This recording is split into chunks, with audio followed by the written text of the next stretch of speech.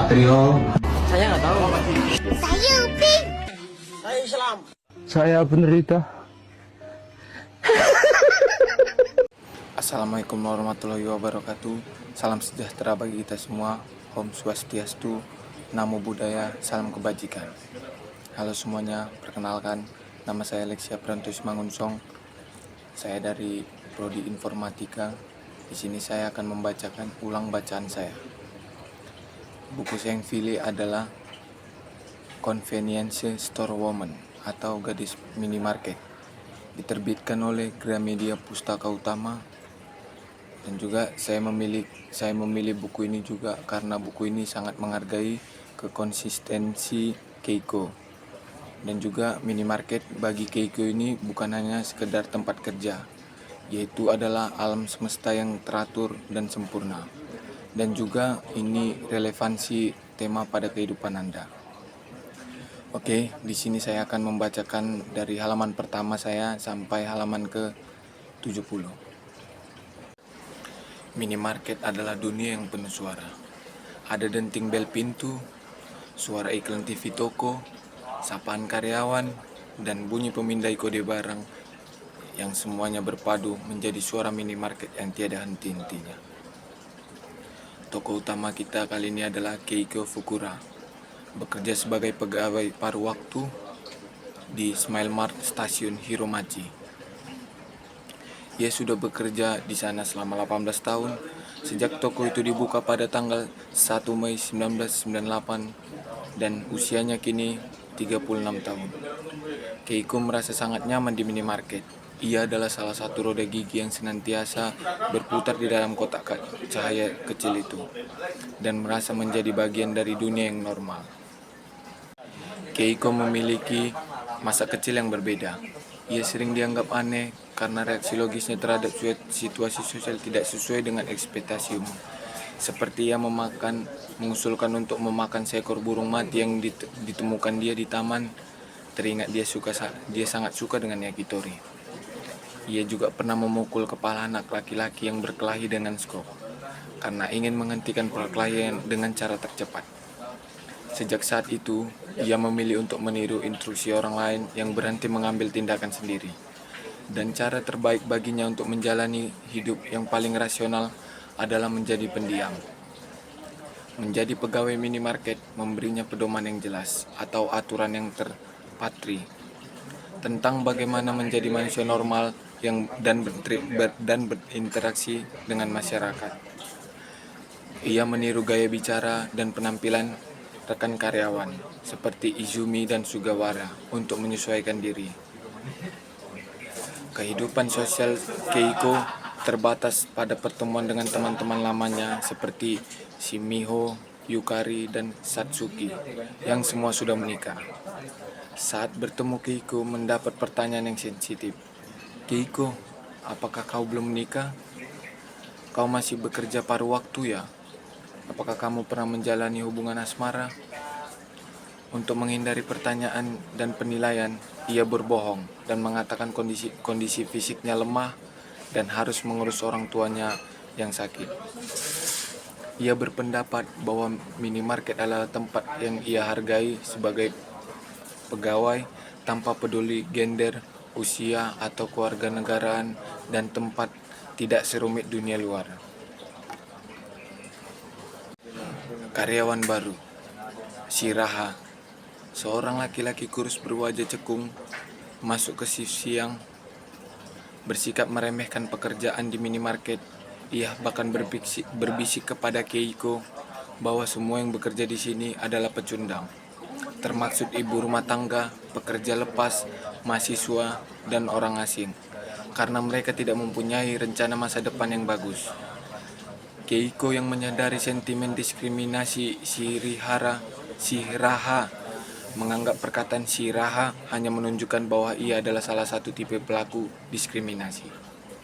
Bagian spesifik yang berkesan adalah di bagian insiden burung mati. Hal ini membuat ibunya sangat terkejut dan menunjukkan ketidakmampuan Keiko untuk merasakan empati dan kesedihan yang diharapkan masyarakat ketika ia memakan burung itu karena ia sangat suka dengan yakitori.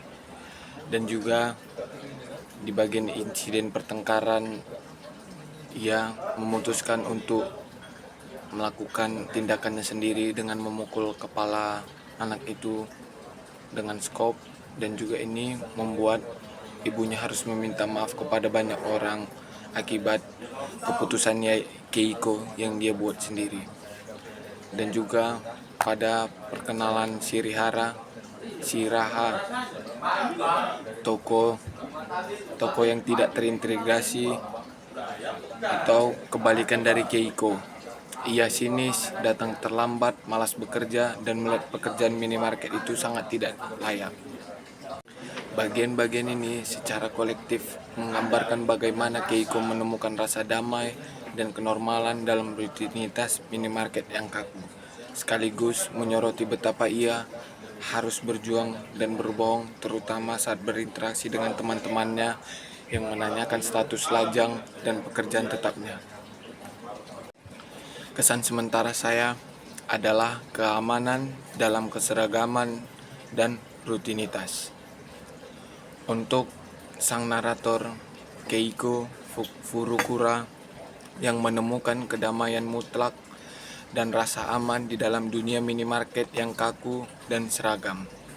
Bagi Keiko, minimarket bukan sekadar pekerjaan, melainkan sistem panduan yang sempurna yang membebaskannya dari keharusan untuk berpikir dan bertindak seperti manusia normal.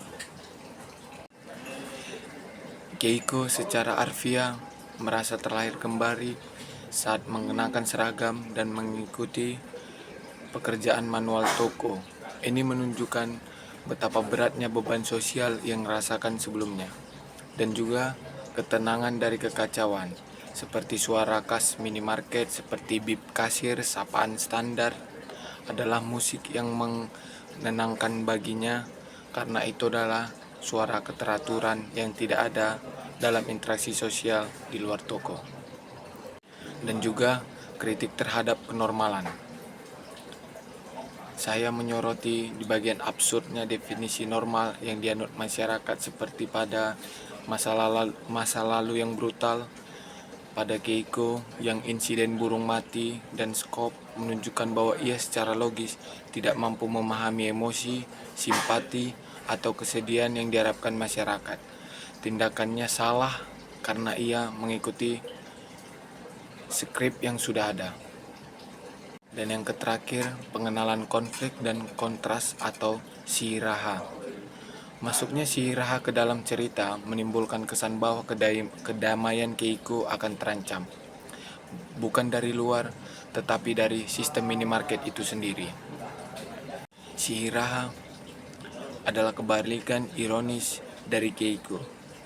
Ia juga seorang outsider sosial, tetapi bukannya beradaptasi, ia justru menyalahkan masyarakat malas dan penuh dengan pandangan sinis tentang peran gender dan kehidupan. Dan juga kehadiran Shiraha berpotensi mengacaukan kotak cahaya minimarket yang telah diatur Keiko dengan sempurna. Bagian ini meninggalkan kesan tenggang tentang bagaimana Keiko yang bereaksi terhadap orang yang menolak sistem yang sangat ia butuhkan untuk bertahan hidup. Singkatnya, kesan sementara adalah bahwa novel ini adalah studi karakter yang menarik dan sedikit mengganggu tentang seorang wanita yang untuk memilih menjadi robot sosial yang berfungsi sempurna demi menghindari label tidak normal yang ia dapatkan sejak kecil.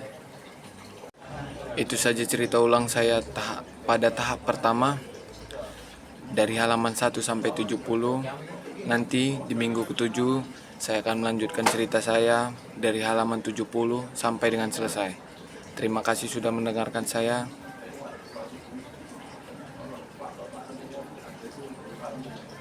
Sampai jumpa kembali. Terima kasih.